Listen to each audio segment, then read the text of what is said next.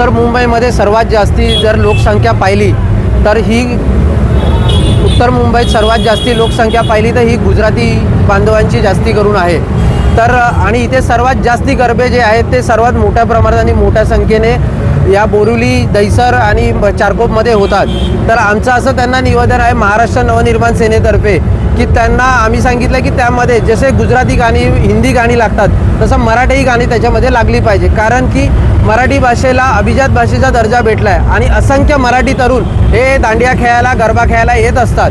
तर म्हणून आम्ही त्यांना महाराष्ट्र नवनिर्माण विद्यार्थी सेनेतर्फे आमची मागणी आहे की तिथे मराठी गाणीसुद्धा लागली पाहिजे। मिहीर कोटेच्या जे आहेत त्यांच्या गरबेत मराठी गरबा म्हणून त्यांनी गरबा केलेला आहे, त्याच्याबद्दल काय म्हणाल? तशाच प्रकारे इकडे सुद्धा गरबा जे आहे ते या प्रत्येक ऑर्गनायझरने किंवा प्रत्येक जेवढे जे गरबे चालतात त्यांनी जर हे लावलं तर आम्हाला अभिमानच आहे की त्यांनी गाणी लावी।